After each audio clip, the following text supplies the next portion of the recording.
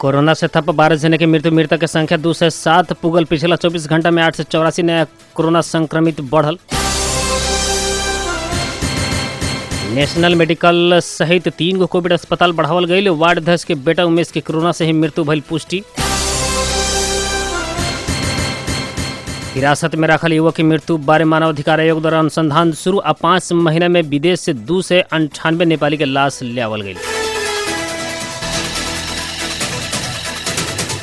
नमस्कार। 12 जिला के सिमरौनगढ़ स्थित रेडियो बादल 89 मेगाहर्ट्ज तथा इंटरनेट ऑनलाइन के www.radiobadal.com अहाम्र पात्र में दुनिया भर के साथ प्रसारण हो रहा बादल खबर में स्वागत करते हैं हम नूर आलम बादशाह। अब खबर विस्तार में।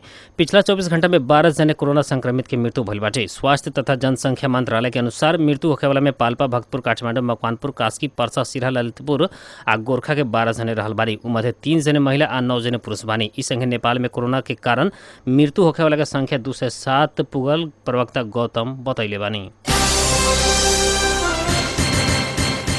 पिछला 24 घंटा में थप नया 884 जने में कोरोना वायरस के संक्रमण देखल गई बाटे।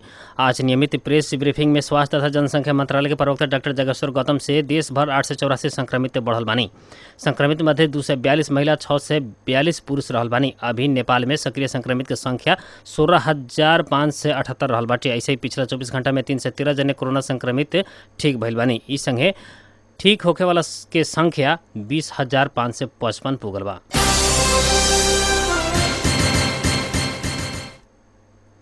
भारत के रक्सौल से अवैध रूप में भंसार चुरा के नेपाल तरफ लिया रहल अवस्था में विभिन्न सामान सब सशस्त्र प्रहरी बरामद कैले बाटे। सशस्त्र प्रहरी बल बीओपी अलौ के सशस्त्र प्रहरी निरीक्षक ईश्वर अधिकारी के नेतृत्व में विशेष सूचना के आधार में खटल सशस्त्र प्रहरी की गश्ती टोली वीरगंज महानगर पालिका वार्ड नंबर 17 कोनिया सरे खेत से मोबाइल में प्रयोग होने वाला बैटरी, चार्जर, ईयरफोन तथा अन्य सामग्री करके अंदाजी 1 लाख मूल्य बराबर के सामान बरामद कैले बाटे। बरामद कल गई सामान वीरगंज भंसार कार्यालय में चलान कल गई सशस्त्र प्रहरी 13 गण वीरगंज परसा जानकारी दिले बा।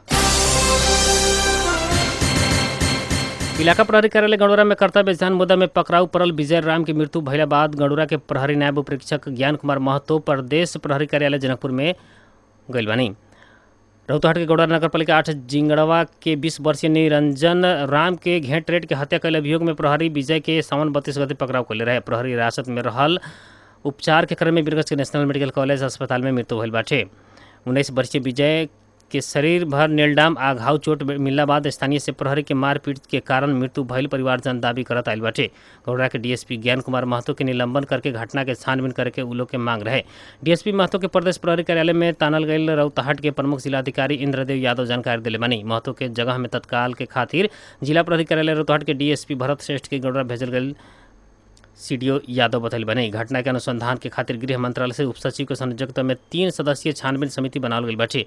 समिति में प्रदेश प्रहरी कार्यालय उपरीक्षक, रौतहट के अनुसंधान कार्यालय उपरीक्षक सदस्य रहल बा लोग। परसा के जगन्नाथपुर गांव पालिका से सशस्त्र प्रहरी भारी परिमाण में रहल अवैध काट सहित 2 गो ट्रैक्टर नियंत्रण में लेल बाटे। बॉर्डर आउट पोस्ट भिखमपुरा से सशस्त्र प्रहरी निरीक्षक किसमान तमांग के नेतृत्व में कई टोली से काल जगन्नाथपुर गांव पालिका वार्ड नंबर 2 लक्ष्मीपुर से अवैध रूप में फड़ानी करके ना 5 त 3954 आ ना 7 त 2027 नंबर के 2 गो ट्रैक्टर में लोड करके लिया रहल अवस्था में अंदाजी 150 की फीट के 40 थान सिमल कपोक के गोलियां नियंत्रण में लेल बाटे। प्रहरी के टोली देखला बाद भागल तस्कर सबके पकड़ाऊ करे ना सकल गई प्रहरी दावी कैले बाटे। नियंत्रण में रह गई कार्ड से ट्रैक्टर के आवश्यक कार्रवाई के खातिर सेक्टर वन कार्यालय बसंतपुर में भेजल गई सशस्त्र प्रहरी निरीक्षक तमांग जानकारी दिले बानी।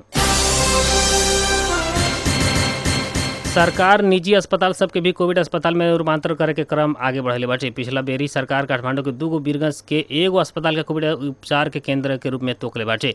स्वास्थ्य तथा जनसंख्या मंत्रालय के कोविड-19 संबंधी नियमित प्रेस ब्रीफिंग में मंत्रालय के प्रवक्ता डॉक्टर जगेश्वर गौतम काठमांडू बालाजू स्थित जनमैत्री अस्पताल, तीनकुनी स्थित कांतिपुर अस्पताल, वीरगंज स्थित नेशनल मेडिकल कॉलेज के कोरोना उपचार के खातिर थप फोकल अस्पताल के रूप में अलग कल गई जानकारी देनी। नेपाल भारत सीमा क्षेत्र से अवैध रूप में हुंडी कारोबार कईल आरोप में प्रहरी 1 जने के पकड़ाव कैले बाटे। सीमा प्रहरी चौकी सिरसिया के प्रहरी नायब निरीक्षक गजेंद्र शाह के नेतृत्व में रहल प्रहरी टोली या सशस्त्र प्रहरी बीओपी अलौ के सशस्त्र प्रहरी टोली के संयुक्त रूप में कल गई नियमित चेक जांच के क्रम में सवेरे 8 बजे के समय में वीरगंज महानगर पालिका वार्ड नंबर 17 अलौ से भारत बिहार बेतिया रहे वाला वर्ष 35 के उमेश शाह के नगद भारतीय रुपया 90,000 सहित पकड़ाव कल गई सशस्त्र प्रहरी बीओपी अलौ जानकारी दिले बाटे। प्रहरी शाह के 7 से ना 56 68 नंबर के FZ मोटरसाइकिल समेत बरामद कैले बाटे। पकड़ल पड़ल शाह के आवश्यक कार्रवाई के खातिर जिला प्रहरी कार्यालय परसा में बुझाल गई सीमा प्रहरी चौकी सिरसिया जानकारी दिले बा। महोत्तरी के भंगा नगर पालिका वार्ड नंबर 1 के वार्ड अध्यक्ष नवल किशोर कापर के बेटा 30 वर्षीय उमेश कापर के कोरोना संक्रमण से मृत्यु भइल पुष्टि भइल बाटे। 8 दिन से नियमित बुखार आ खोखी से ग्रसित उमेश के आज सवेरे प्रादेशिक अस्पताल जनकपुर में इलाज के क्रम में मृत्यु भइल बाटे। उनकर कोरोना परीक्षण रिपोर्ट पॉजिटिव आयल। प्रादेशिक अस्पताल के निमित्त प्रमुख डॉक्टर जामुन सिंह जानकारी दिले बानी। खोखी लगला बाद घर में दवाई इलाज करा रहल उमेश के श्वास प्रश्वास में समस्या भइले बाद बीतल रात अस्पताल भर्ना कल गेल रहे। उनका के कोरोना भइल आशंका में काल ही स्वाब संकलन कल गेल रहे। आज सवेरे उनकर मृत्यु भइल बाटे। उमेश वार्ड अध्यक्ष के एकलौता बेटा रहनी। बादल खबर में अभी खतरे समय भइल बाटे एक छोट व्यापारिक विश्राम के। बॉर्डर के आवाज रेडियो बादल 89 मेगाहर्ट्ज सिमरौनगढ़ 12। खुल गइल खुल गइल खुल गइल। आ गया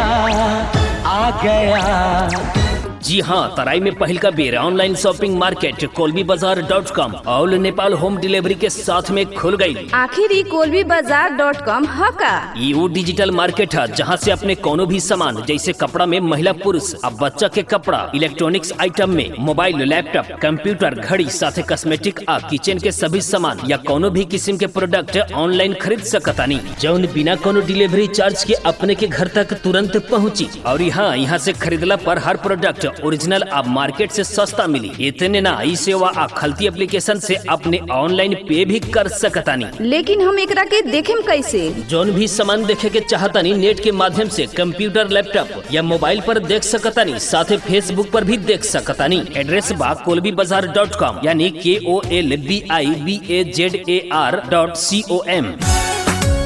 अगर इतना कैला के बावजूद भी ऑनलाइन बुकिंग होके नहीं के सकत तो अपने मोबाइल से जानकारी ले सकतानी। प्रवीण प्रकाश सहनी 9823466602, शाह हुसैन 9891955727। इ तो बहुत बढ़िया सर्विस बा। तो सोचत का बानी ई लॉकडाउन में घर बैठल सामान के ऑर्डर आजीवे करी। 100% रिफंड आ रिप्लेसमेंट के सुविधा। आपका अपना online digital market kolbibazaar.com all Nepal home delivery service के साथ। बॉर्डर के आवाज रेडियो बादल 89 मेगाहर्ट्ज सिमरौनगढ़ 12।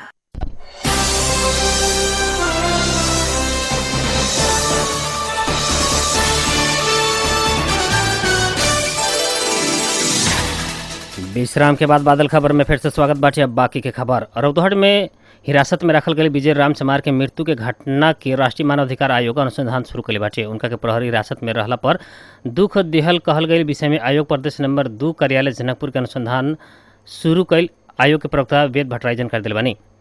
आयोग से चमार के स्वास्थ्य परीक्षण प्रतिवेदन के प्रतिलिपि या पोस्टमार्टम प्रतिवेदन के प्रतिलिपि जल्दी उपलब्ध करावेला जिला प्रहरी कार्यालय रौतहट के तथा त्रिभुवन विश्वविद्यालय शिक्षण अस्पताल फॉरेंसिक के विभाग महाराजगंज के पत्रचार कर चुकल बाटे।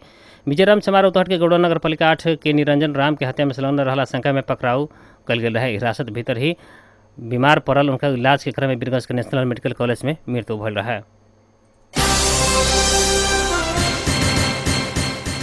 नियमित अंतर्राष्ट्रीय उड़ान रोकला बाद करीब 6 महीना में चार्टर्ड उड़ान से 298 नेपाली के लाश स्वदेश लावल गई बाटे। कोरोना वायरस के त्रास बढ़ला संगे लॉकडाउन के नियमित उड़ान रोकला पर विदेश से आए वाला नियमित लाश रोकल गई रहे। कोरोना वायरस के कारण अंतर्राष्ट्रीय उड़ान रोकला बाद विभिन्न समय में विदेश में जान गंवावल नेपाली कामदार के लाश अल्पत्र पड़ल रहे। वैदेशिक रोजगार में गए नेपाली सबके उद्धार करे के क्रम बढ़ला संगे विदेश में जान गंवावला नेपाली के लाश से ले के क्रम बढ़ल बाटे। अब मौसम संबंधी जानकारी। रेडियो बादल 89 मेगाहर्ट्ज द्वारा मापन कल गेल अनुसार सिमरौनगढ़ लगातार आसपास के क्षेत्र के अभी न्यूनतम तापक्रम 34 डिग्री सेल्सियस रहल बा। ऐसे आज सवेरे 30 दोपहरिया 34 डिग्री सेल्सियस रहल रहा। आज रात में 28 डिग्री सेल्सियस तापक्रम रहे अनुमान कल गेल बा। ऐसे आज सवेरे 5:42 में बेर गोल है तो सजिया 6:27 में बेर डूबल बा। आज के खातिर बादल खबर इतने जाते जाते प्रमुख खबर एक बार फिर से। कोरोना से थप 12 जने की मृतक की संख्या 207 पुगल। पिछला 24 घंटा में 8 से 84 नया कोरोना संक्रमित बढ़ल। नेशनल मेडिकल सहित 3 गो कोविड अस्पताल बढ़ावल गए। वार्ड अध्यक्ष के बेटा उमेश के कोरोना से ही मृत्यु भइल पुष्टि।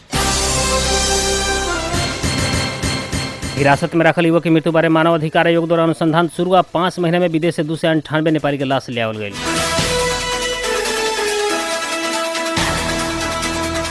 बारा जिला के सिमरौनगढ़ स्थित रेडियो बादल 89 मेगाहर्ट्ज तथा इंटरनेट ऑनलाइन के www.radiobadal.com हमरो पात्र में दुनिया भर के साथ प्रसारण हो रहा। बादल खबर से प्राविधिक मित्र रुस्तम सहित हम नूर आलम बादशाह के विदा दी। नमस्कार।